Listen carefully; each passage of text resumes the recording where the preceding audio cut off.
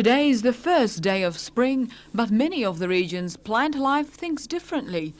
Recent overnight cold snaps have kept blossoms well tucked away, but all the more credit due to the now 5 times grand champion Betty Smith for coaxing her sleepy buds out of their winter jackets. Mrs Smith's garden's never been unplaced ever since entering the Newcastle Horticultural Spring Garden Competition, formerly known as the Matari Competition. This year she beat 49 entrants. It's hard to imagine that almost 20 years ago this nature wonderland was just an ordinary block of dirt. Can anybody do this? Yes, of course. Anybody can do it if they're interested in gardening. Anybody can do it. Yeah. Judges look for presentation, variety, quality and disease-free plants, unusual nooks and crannies. Do you think you deserve to win this? Oh, no, there's lots of lovely gardens around and it's, I wouldn't like to be a judge, that's all. They're all as good as one another, I think. And I'm just happy that I've won it. And what motivates Betty Smith's obvious talents? Oh, I love it. Yeah, I love the garden. Mm.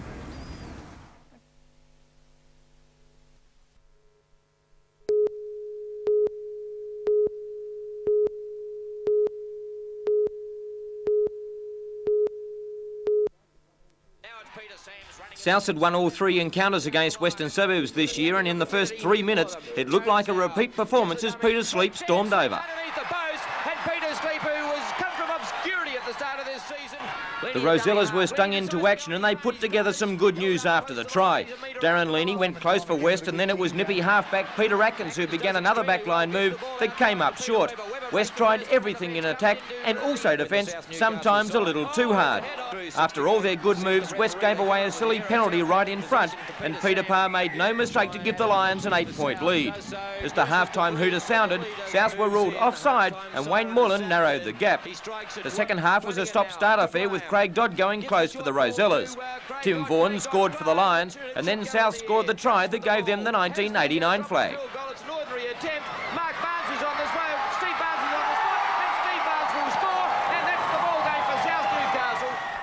South played out time and were deserving winners 20 points to 2. You can catch all the action of this year's grand final right here on NBN tomorrow night at 11 p.m.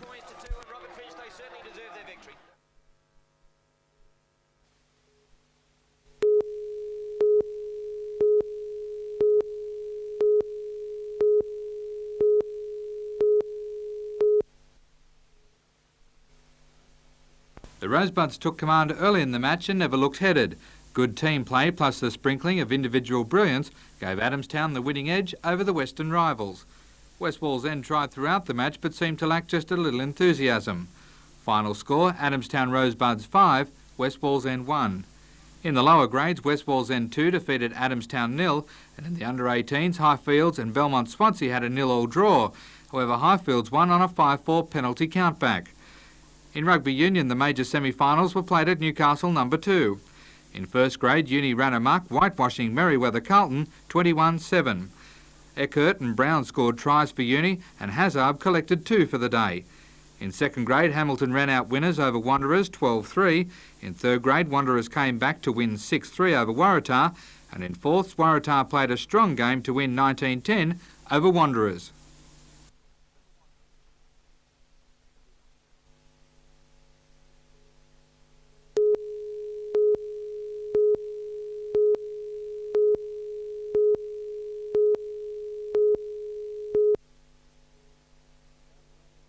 South ran in 3 tries to outplay Western Suburbs at the International Sports Centre. An early try to Peter Sleep put them on the way, and an excellent second half movement by Tim Vaughan put the issue beyond doubt.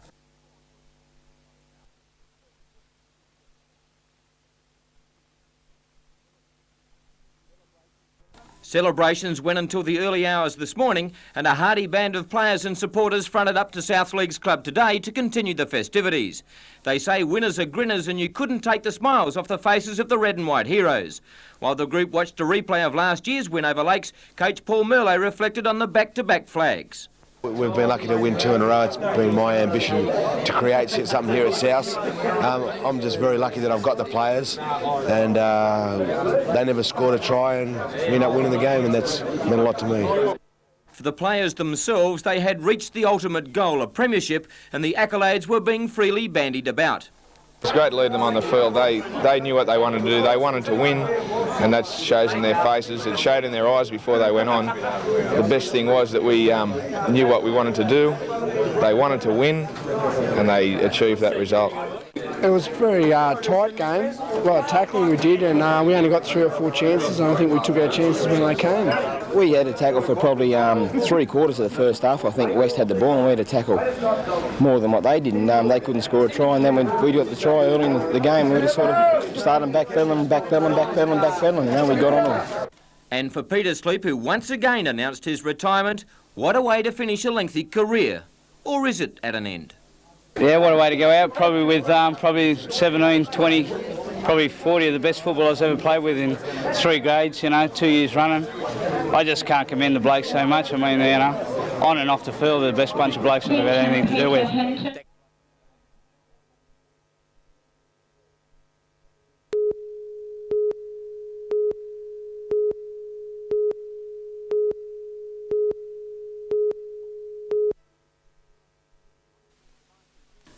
The bicentenary recalled the days when the British completely dominated foreign investment in Australia.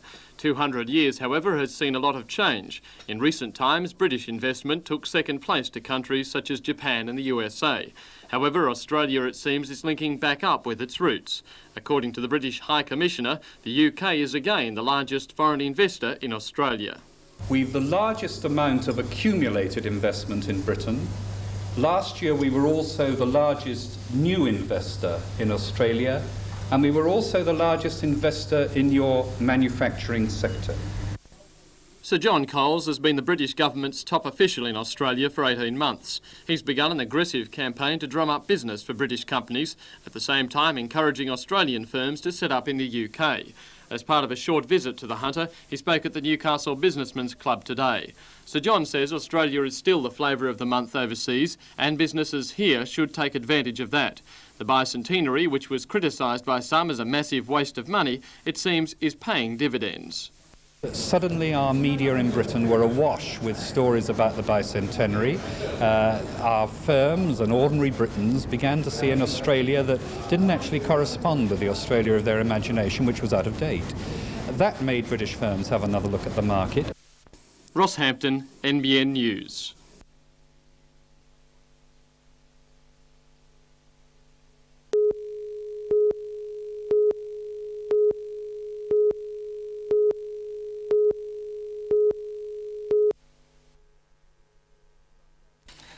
The runway at Belmont's Aero Pelican is ominously quiet. Routine flights to Sydney, normally connecting with domestic flights, have been cut from 13 to 8 a day. The 16 pilots here are working as normal, but even though special flights to Coffs Harbour and other charters are helping to keep the organisation afloat, the losses are piling up. The first week we lost 25,000. This week won't be quite as bad because we've been doing the 2 flights a day to Coffs Harbour, but in the vicinity of probably about between 15 to 18,000 this week, I'd say. When the profits go, and I'd say that's probably about another 2 or 3 weeks, that would be the maximum, and then we're into the red, and we would have to look at putting off staff. This car park is normally full, representing around 350 passengers per day. But today's sprinkling of vehicles shows the dramatic drop to just over 100. The story is similar at Eastern Airlines at Williamtown, which reports around a 60% drop in passengers. The inbound tourism organisation says more than 3,000 people have cancelled tours, and Australia-wide the bookings are down 40%, hitting individual travel agencies. I would say we're losing about 25% of our turnover at this point in time. From the business client, that's where we're more concerned rather than holidaymaker, because local businesses up here who we do quite a bit of, they find they can't do what they have to do to run their businesses, meetings, buying products, selling products, and we know in the long term it's the business houses that will lose quite a lot. But tourism in the Hunter and Port Stephens is booming as holidaymakers opt for closer destinations to Sydney. The Hunter Tourist Authority says when the strike began, there was a dramatic increase in visitors, but this has since quietened down. And Port Stephens has enjoyed plenty of additional inquiries and expects a bumper holiday season. Others to benefit include the Central Coast's Sunliner coaches, whose passengers have increased by around 50%, with some services doubling to meet the demand.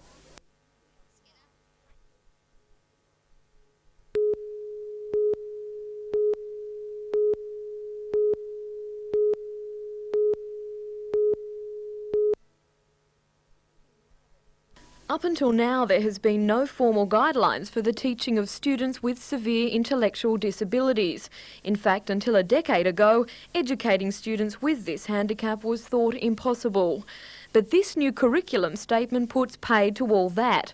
It has already been implemented in Sydney, and today it was launched in the Hunter region. The real need, we believe, was in the living skills area, in teaching students to cope with life, in teaching students, for example, to turn on a television set, because that's something we take for granted, and in fact these students don't have those skills.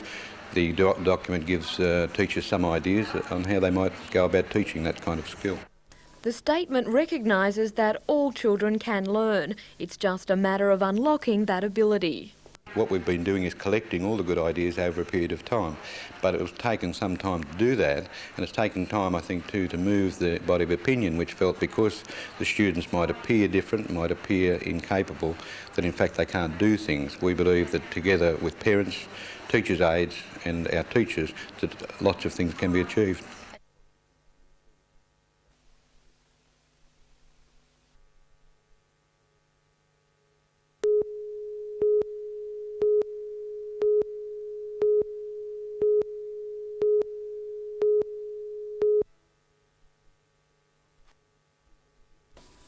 Since it was given a multi-million-dollar facelift, the foreshore has become one of the most popular spots in the valley. For engineers, however, the attraction is twofold. This, according to the judges, is the best local example of public works design. The Newcastle Institute of Engineers gives its Excellence in Engineering awards biennially. Major projects completed in the previous 2 years are invited to enter one of 6 categories. BHP won the manufacturing facilities section with the upgrading of its Newcastle rod and bar mill. The improvements incorporated the latest technology and makes the mill one of the most advanced in the world. The judges were impressed that the project was completed within time and budget and with minimal interference to operation. The winner in the Engineering Products Division is situated across the large Newcastle region. The Australia Telescope is a joint submission from the CSIRO and McDonald Wagner. It consists of 8 individual radio antennae located at 3 different sites in New South Wales. The $50 million project is expected to begin operating at the end of this year. The judges didn't award prizes in several categories. However, the Dungog Water Treatment Plant, the Newcom Collieries and Domino Group Industries Heavy Transport Vehicle and the engineering reports on the Westlake Sewage Scheme were all highly commended. The winning designs now enter a national competition. However, they will face much stiffer opposition there, with some particularly impressive ventures completed in the last 2 years. Ross Hampton, NBN News.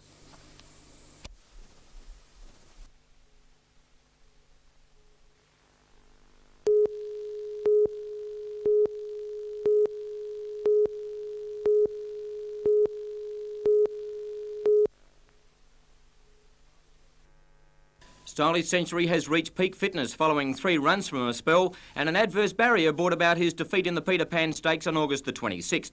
Cool Credit, an impressive Randwick winner on Saturday, and the promising Solar Circle are the major threats to Stylish Century. So for the trifecta at Rosehill tomorrow, which is on race 6, Gary likes 1, 5 and 8, Stylish Century to beat Cool Credit and Solar Circle, and in the Daily Double at Rosehill, the first leg of the Daily Double is race 6, Gary likes number 1, Stylish Century, and in the second leg, race 7, number 7, From the Planet. Talented galloper Superimpose is good each-way value in tomorrow's Craigley Stakes at Flemington. Superimpose requires a firm surface to produce his best, and if conditions are suitable tomorrow, he will shake the life out of the weight for age event. Now, in the trifecta, which is race 5, the Craigley Stakes, Gary likes 2, 3 and 13. Superimpose to beat Potrero and the Phantom. And in the legs of the daily double, the first leg is race 7, Gary likes number 1, Vitalik. And in the second leg, race 8, number 4, Hazy Pond. The Greyhounds bound at Beaumont Park tomorrow, and in the first leg of the daily double, race 9, Gary likes number 6, Falkirk Express. The second leg, race 10, number 8, Lucky Spa. And the trifecta is on race 7, the Hunter Valley Championship, 6, 7 and 5, Dumbarton Flash to beat Chariot's Gift and Emerald Blade.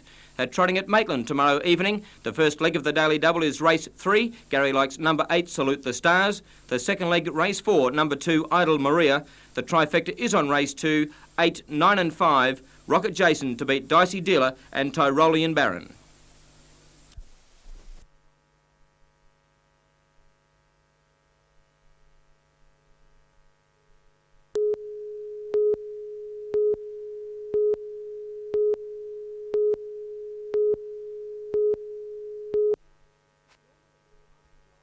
Normally the parking lot for several fleets of Hornets, this section of tarmac at RAAF Williamtown was quickly converted to a fully fledged parade ground this afternoon, complete with brass buttons, starched uniforms and even armed guards.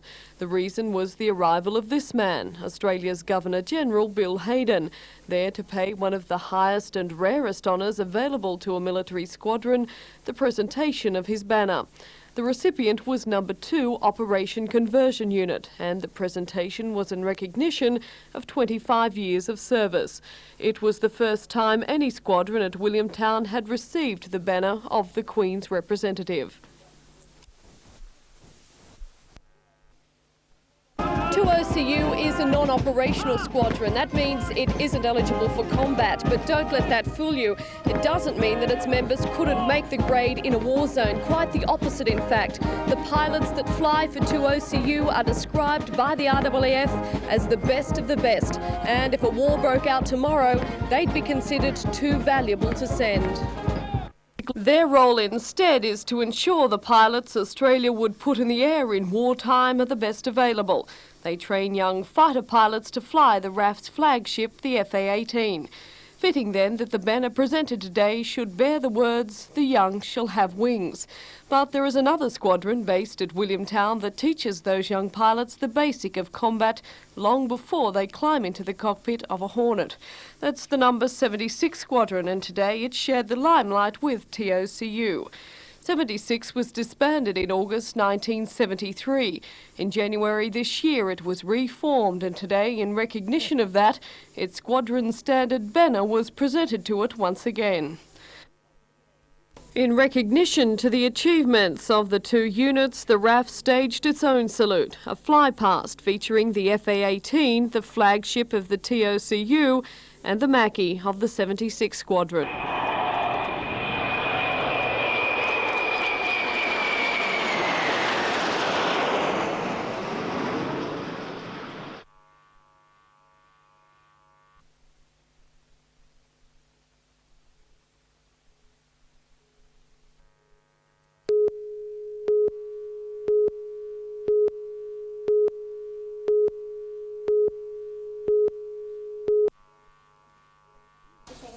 Only a select few earn the right to sport a gold nose, but these infant students at Newcastle Grammar are amongst the privileged.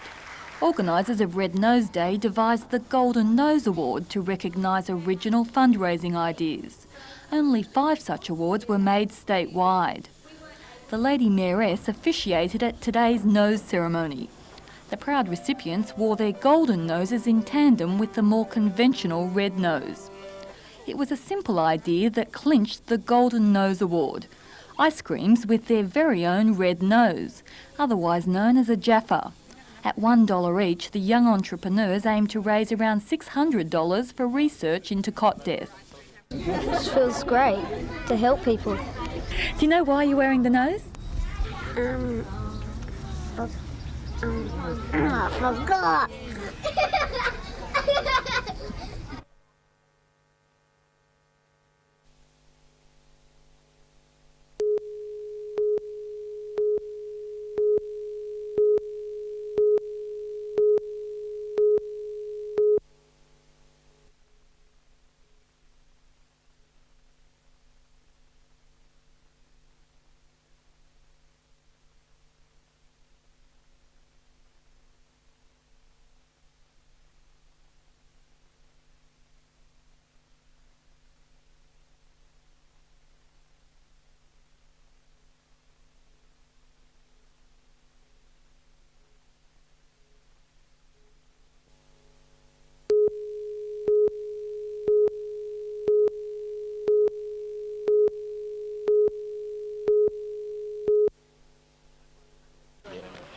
Run by the Hunter Academy of Sport in conjunction with the University Cricket Club, household names such as Rick McCosker and Bob Holland, along with top Newcastle district cricketers Tim Towers and David Palmer, were handing down their expertise to the high school and under-19 cricketers.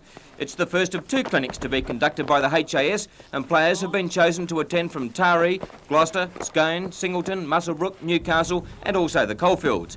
Executive Officer of the HAS, Ken Clifford, believes that such coaching sessions go a long way in answering the knockers of the organisation for its inactivity. So this is what the Academy of Sport's all about, Mike. It's great to see 40 or 50 youngsters here this morning, and I'm very keen that the Academy continues to do this sort of development program. For Rick McCosker, it's another chance to have a look and help develop the marvellous talents of our region. It's obvious that there's some good young cricketers around. They just sort of seem to keep coming up season after season, and there's a few around that we've seen before, but there's some good ones too that have come in from outlying country areas, and it's really auguring well for Newcastle cricket. And as with modern day cricket, you need to be proficient at every aspect of the game, especially in the thinking department. I think there's something about mental preparation in there somewhere, but it's a mind game. It's you've got to practice, you've got to be prepared, and you've got to perform on the particular day. So it's all important. It's nice to see Rick McCosker and yourself, along with the other coaches, giving up their time to tutor these young kids. Well, why wouldn't you, with all these talented guys here? There's 44, I think, and some of them are marvellous.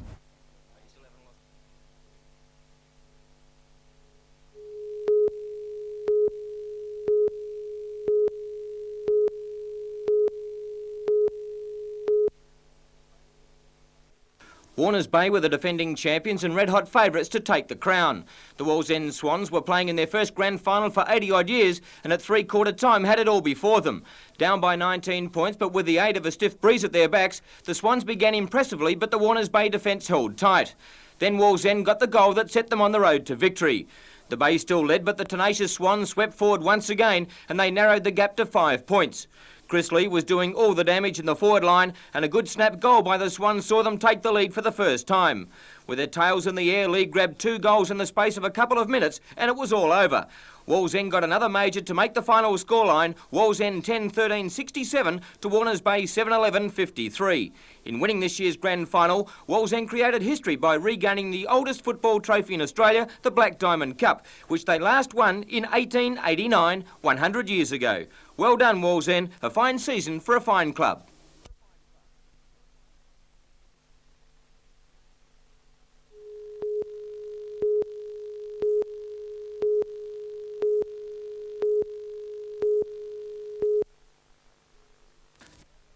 Played at the No. 2 Sports Ground in hot, dusty, windy conditions, Merewether Carlton defeated Mayfield East 16-6, but it was a pretty even first half.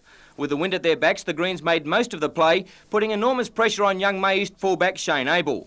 The Greens got on the board first with a penalty to David Mooney, but then Mayfield East equalised with a Tony Bristow penalty. Merewether went close to scoring from a great push which saw them get over the line, but the referee said no try. In the 26th minute of the first half, the Greens scored a great try when the ball was run from the scrum base. David Mooney gave a super pass to fullback Mark Swan on the burst, and he scored the try that helped the Greens on the road to victory. At the University Oval, it was the Newcastle men's hockey preliminary final between West and University. The West team were the sentimental favourites, but Uni got home 3-2 and will now play Norths in the grand final. University got the first goal in the 14th minute from a short corner, which was brilliantly taken by Greg Reynolds. West went close on a couple of occasions, but just couldn't find the back of the net. Uni scored goal number 2 in the first half, with Andrew Abbo showing some great skills to help Uni on the way to a showdown with Norths.